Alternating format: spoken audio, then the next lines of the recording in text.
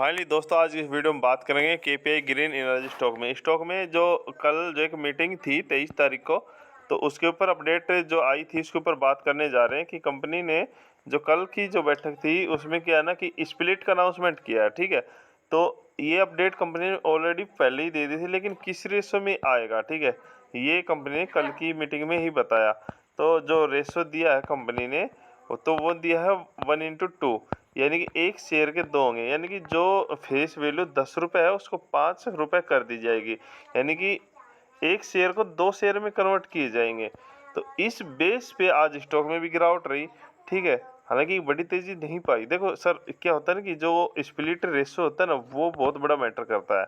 ठीक है, यानी कि 1:10 होता, यानी एक शेयर के 10 शेयर होते, या फिर एक शेयर के 5 शेयर होते। बट कंपनी ने क्या किया है कि यहाँ पे फेस वैल्यू 2 या 1 रुपये ना करके 10 रुपये की इन्होंने डायरेक्ट 5 कर दिया। यानी कि एक शेयर की सिर्फ 2 टुकड़े होंगे। जब 10 रुपये की फेस वैल्यू 5 रुपये रह गई, तो यानी कि एक शेयर के 2 शेयर होंगे। तो ये ठीक है, अपडेट है, कंपनी के नंबर वीक में रहे थे। ठीक है, तो बाकी सोलर स्टॉक है 2024 में, ये स्टॉक है ना धमाका करेगा और लॉन्ग टर्म के लिए बहुत बड़ा बेस्ट है। क्योंकि आपने देखा होगा कि मैंने कोचिन शिपयार्ड के स्टॉक दे रखा। ठीक है, उसी स्टॉक ने ये लगा लो 6-7 महीने में अपने निवेशकों को पैसा 4 गुना कर दिया।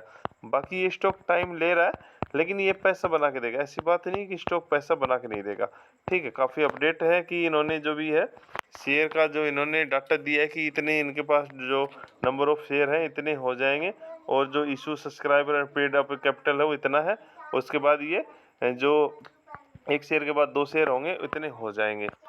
बाकी ये कंपनी के फंडामेंटल है, 11,229 करोड़ की कंपनी है और 69 की पीपी स्टॉक काम कर रहा है। ठीक है, 47 बुक वैल्यू है, इंटरनेशनल वैल्यू 927। ठीक है, और जो कंपनी के ऊपर डेप्ट ज़्यादा है लेकिन रिजर्व भी है, और टोटल एसेट के ऊपर कंपनी जो है 2436 करोड़ जो टोटल एसेट है, इसके बेस पे ही कंपनी को कर्जा मिलता है। तो इस स्टॉक को क्या है, इस कंपनी को लगातार ऑर्डर मिल रहे हैं। ठीक है, तो ऑर्डर मिल रहे हैं, तो इस क्वार्टर ना सही, आने वाले क्वार्टर में कंपनी बेस्ट नंबर लेके आएगी। क्यों सर? क्योंकि अभी कंपनी को लगातार ऑर्डर मिले, तो आने वाले समय में कंपनी पूरा करेगी ना, उसको आने वाले समय में पूरा करेगी और उसको अपने सेल्स भी दिखाएगी, वहाँ पे जाके आपको प्रॉफिट देखने को मिलेगा सर।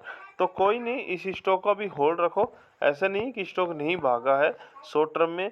ठीक है, 1 मंथ में नहीं भागा है, तो स्टॉक 3 मंथ लेगा, 6 मंथ लेगा, लेकिन जब पैसा बना के देगा तो ज़बरदस्त पैसा बना के देगा सर। ठीक है, जबकि बाकी इसमें प्रोमोटर होल्डिंग देखो तो यहाँ पे डीआई का स्टेक हालांकि कम हुआ है, काफ़ी कम हुआ है। ठीक है, एफआई का थोड़ा बहुत कम हुआ है, लेकिन डीआई ने एक तरह से काफ़ी कम कर लिया।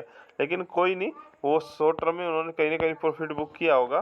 ठीक है, बट जिसके पास भी स्टॉक है ओनली होल्ड रखो, क्योंकि अभी स्टॉक का जो रेजिस्टेंस देखें तो यहाँ से एक 2100-2200 रुपये का टारगेट देखने को मिले। यदि स्टॉक यहाँ से 2200 रुपये का यहाँ पे ब्रेकआउट देता है तो स्टॉक में तेज़ी देखने को मिलेगी, और शॉर्ट टर्म स्टॉक 2500 का टारगेट दिखा देगा। लेकिन जो स्प्लिट रेशो है वो थोड़ा अलग रहा है। ठीक, तो जो भी है स्टॉक को अपने होल्ड रखो सर।